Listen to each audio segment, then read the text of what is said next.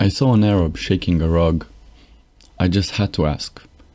What's wrong, Ahmed? One start? Over 80% of the people around don't enjoy their work. Get a good education, stable job, and raise a family. I slept on a futon till I was 36. I don't fucking regret any of it. I just want to have some type of impact, no matter what it was.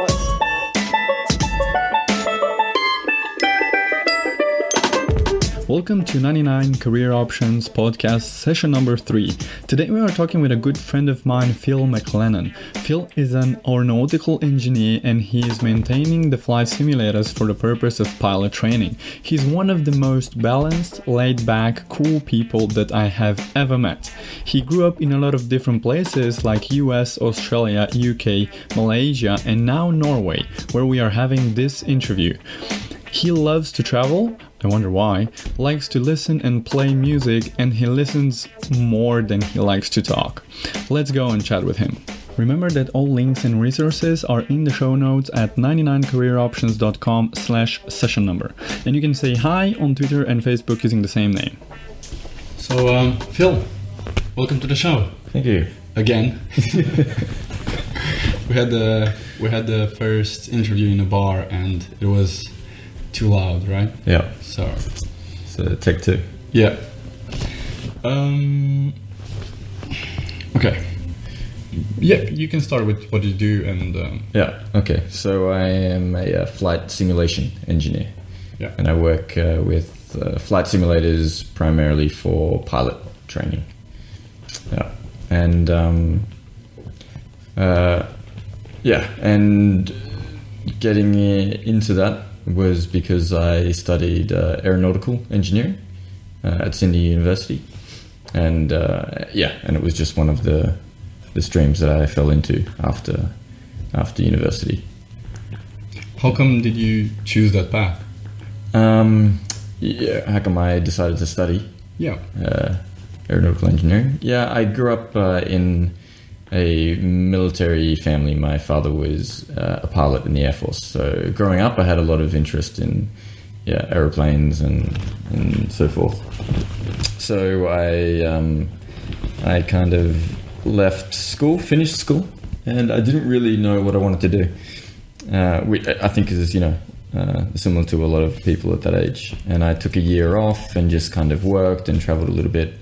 And at the end of that year, I actually still didn't know what I wanted to do. So I just kind of thought about it logically, and I still had a big interest in aircraft and aviation. And at school, I was good at maths and physics and that sort of side of subjects. So it made sense to kind of do something engineering, and aeronautical engineering kind of fit, and I found it interesting. So yeah. Okay. Was it easy to get in, or how is the process? It's not so easy. You had to have relatively good marks in school, but yeah. And how was it to study in Sydney? Was it hard? Was it like how did you pick the subjects? It's relatively straightforward. It's kind of set out relatively succinctly. You don't need to choose many different subjects in the course that I did.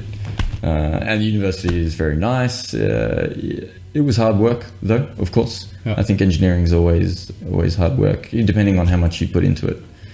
But yeah. So did you also have time to work next to your university? Did you go to an internship? Yeah. Or I had a part-time job throughout uni just to supplement my rent. Yeah. It was totally unrelated though to engineering. And then as part of the course, you were required to do a 3-month work placement in between 3rd and 4th year, and then write a report about it. So as part of that, I spent 3 months at a company called BAE Systems. They're quite large down in Melbourne, and I was working with a UAV, an unmanned aerial vehicle platform that they were developing as a test bed for certain things. It sounds awesome. How was it? Was it the first time that you had hands-on experience, or how were the courses during the uni? Or you also had a lot of theory, but also practical? Yeah, the course was very theoretical based, and I think it's come under a lot of criticism, when compared to other courses at other universities for that. So yeah, we had some practical courses, but it was mostly theory. So yeah, this was one of the first times that it kind of got your hands dirty, so to speak. And it's a little bit intimidating because it's one thing kind of learning something in a book and then writing it down on paper, but then having to do something in real life where it has an effect on something, like pieces of equipment or even like, safety, people's health and safety. So yeah, it's kind of a little bit daunting, but it was really, really interesting and a very worthwhile exercise to do this work placement. Yeah, for sure. So then after the internship, were you finished also with the studies? No, I still had 1 year left. 1 year left? Yeah. Okay. So you study for 4 years. 4 years. Okay, yeah. Cool. Because I know that usually the bachelor's is just 3 years, right? I think that's very European. Okay. Yeah. How does a day at work look like for you? It varies a lot, but I work at a training center, and we have 6 separate full flight simulators that pilots from the airline industry and the oil industry come and they train on. So every day you make sure that the simulator is in good working condition, ready to go for the crew. They come, you do a little meet and greet, and they go into the simulator, and if there's any problems, they give you a call, and you have to be available to kind of fix them on the spot. And then you talk with the crews after they do their training, and you figure out if they had any kind of comments or questions or deficiencies that they want to raise. And in between all of this, you're working on separate projects to do with the simulators, like upgrades or general maintenance, database updates, things like that. Yeah. Okay. Just to go back a bit, because I just got too excited. After uni, did you start working in Sydney, or you just moved to Norway exactly after uni? Yeah, no, I worked for 3 years in Sydney. Yeah, so that's when I moved into simulation side of aviation engineering. So I worked with a company there that was developing and maintaining simulators for the Australian Defence Force. Yeah, so I was there for 3 years, and then I moved over here and kind of shifted over to the more civil side of pilot training. Okay. Yeah. What would the job opportunities for a person that finishes a bachelor in aeronautical engineer would be? There's lots of different things you can do. Obviously, anything to do with kind of the design and upkeep of aircraft. So you can be working for maybe airlines doing maintenance, or you could be working for a manufacturing or design company, developing new aircraft or technologies that go into aircraft. But having said that, the things that you learn in aeronautical engineering can be applied to a lot of other sectors as well. Maritime, for instance, or I don't know, maybe things like air conditioning systems. Anything to do with kind of fluid flow is very applicable, or just general mechanics and dynamics. Yeah. So I guess that's because you did a lot of physics, right? Yeah. So for all the listeners, if you don't like physics, don't do it. Yeah, there's a lot of physics and a lot of maths involved in Yeah. this. Yeah, but that's the same for most engineering practices. Yeah. Yeah. What would you say that, like, what do you like the best about your job, and what can be challenging or sometimes boring, or what you just don't like about your job Yeah. right now? Yeah, it's a good question. I find it really interesting, and I find that the simulators and aircraft are very complex. There's so much that goes into them, and when I think about it, I don't think that I know everything about them. So every day when there's a problem, I'm actually learning about a different system and learning how it works in order to try and fix it. So that aspect I really like, the kind of continual learning and finding out things about it.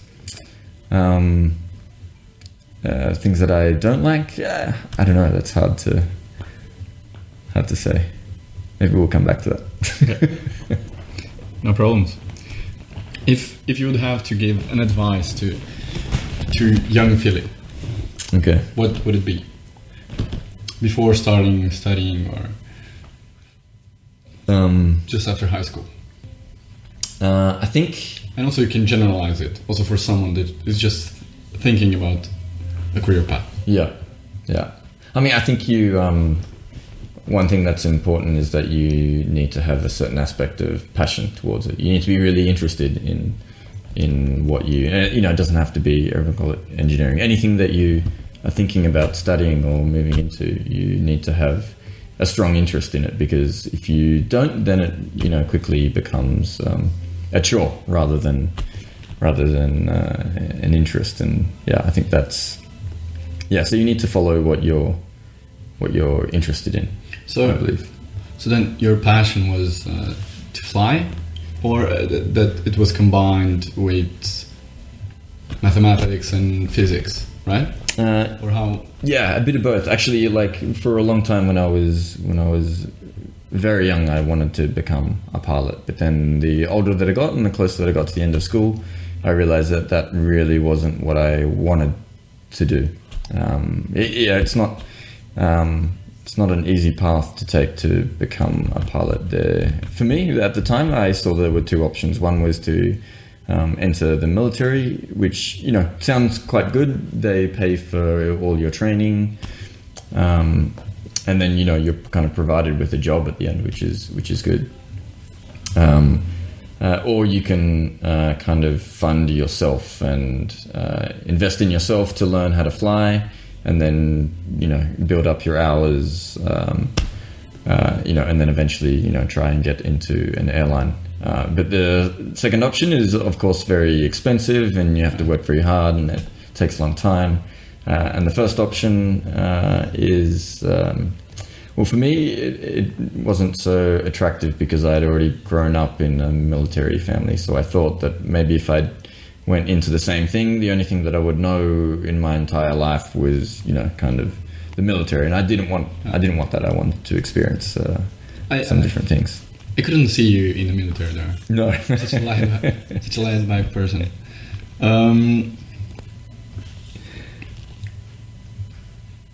If you can say some words about work-life balance.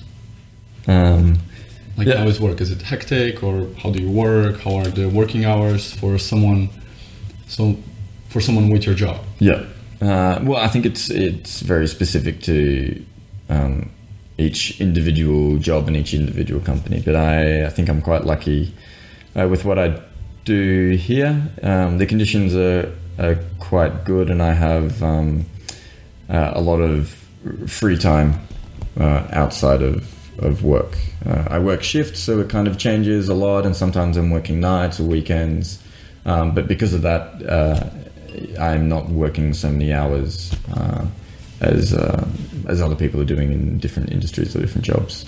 So that's really good, and that's really important for me. I like to. How does the saying go? You work to live instead of live to work type of thing. Yeah. What would be some resources that some people might check like if they want to pursue this path, some books or some podcasts or some movies or some. Yeah. From memory, I think NASA had a good website where they kind of go through the fundamentals of aeronautics. Yeah, so that's a good place to start, actually. Yeah. And I'm sure that they have a whole bunch of different links there as well. Also, I think in high school it's quite common to do like work experience placements as well. So if you're kind of interested in it, it's definitely worthwhile to try and find a nearby company that does this sort of thing, engineering, aviation engineering. Yeah, to see if you kind of would like the day-to-day aspect of it. Yeah.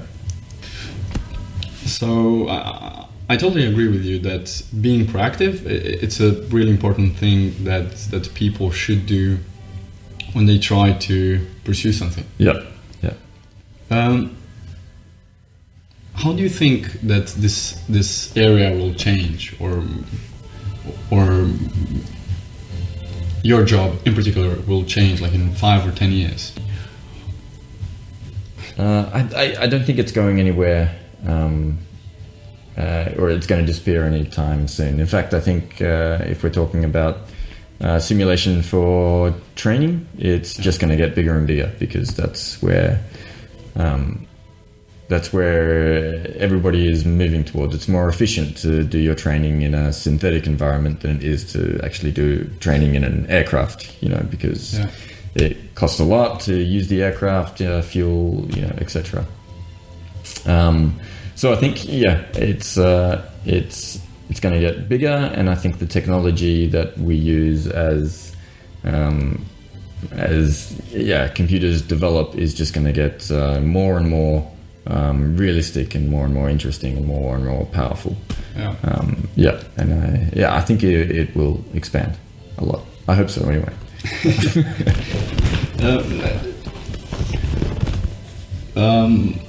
How do you think is the supply and demand, right, in the market for this career path?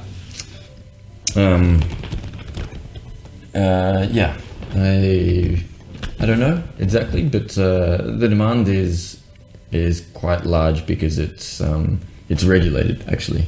Yeah. So pilots need to take this training. Yeah, they're required to do training in a simulator every so often, every 6 months or something like that. Right. There's always going to be, as long as there is pilots, there's always going to be a demand for training. Yeah. So I think if we will develop the electric planes in a couple of years, we need to change all the simulators, or do we need to change just the code? Do you think the hardware can be used with the hardware that we have today can be used with a new code, or do you think it needs to be rethinked? No, I think you can use the same platform for any type of aircraft, but as you say, you just need to develop a new set of software that is simulating a different type of aircraft, and then you can do training on that. Yeah. So do you think electric planes are coming, or because if that will happen, that means that the price to fly should go down. So then, assuming that, then more people will fly. Yeah. And then, of course, the demand will be quite high. Yeah. Yeah. Right? But do you think that's like, when do you think that will happen? Because that will happen, which is like when. Yeah, I think, well, I hope it will happen, but I can't see it happening anytime soon. I don't think the technology is there for electric planes, for commercial travel. Yeah. Yeah. Okay. I really hope that Elon Musk will find an hour or two per week to revolutionize also this sector. I don't think he needs more than that. Any hobbies or side things that you think it's useful if you want to pursue this type of career? Like just flying in your free time or sort? Yeah, flying in your free time. Yeah, I mean that's of course difficult to do. Maybe flying a kite. No. I mean I think and maybe just flying this, the small planes. Actually you learn a little bit about the gravity and the laws, or you don't think it's so accurate? No, yeah, definitely. Like you're talking about drones. Yeah.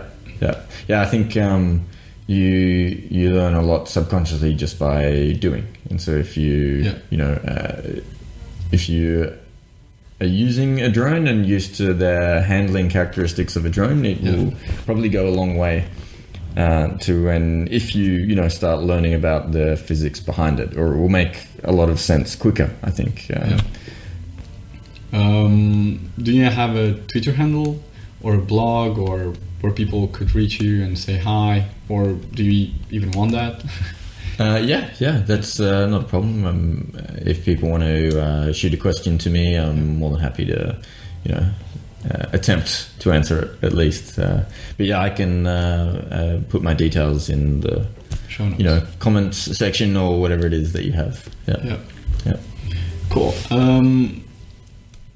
So if some of the listeners will be interested in finding more about your career path, would you want to do a webinar?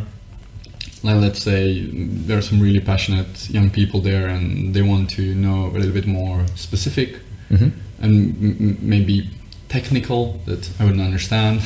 Yeah. Would you be able to do it? Yeah. This is a session where people can log in and ask questions directly on the spot. Yeah. Sounds great. Awesome. Okay, so I guess we will just be here and finishing the bottle of wine, and I just want to thank you so much being on the podcast. You're an inspiration for me. Yeah. Thank you for having me, and I hope that it comes to good use. It can help some people somewhere. Yeah, I hope this podcast reaches the young Colleen. Thank you, Phil. Okay, all of you guys, I hope you enjoyed the podcast. See you next time. Bye-bye. Guys, I bet that you want to learn what steps Phil took to land his first job, or you might wonder actually how living in so many countries impacted his career, or maybe some geeky technical stuff question. Please visit 99careeroptions.com/3 and sign up for the webinar so you can ask whatever question you might have yourself. Yes, you will be the interviewer instead of me. Before you leave, it will mean the world for me if you can leave a review and share my work with people that would find it useful. Maybe it is a brother, a sister, a friend, or a niece, someone choosing a career path. Thank you so much for listening, guys. You are awesome. Don't forget that you can be whatever you want to be as long as you know your options. You are the reason and hopefully the support for these interviews, so please send me feedback and advice if you want me to change something, add some questions in my interviews, or interview someone with a particular job that you are interested in. See you later.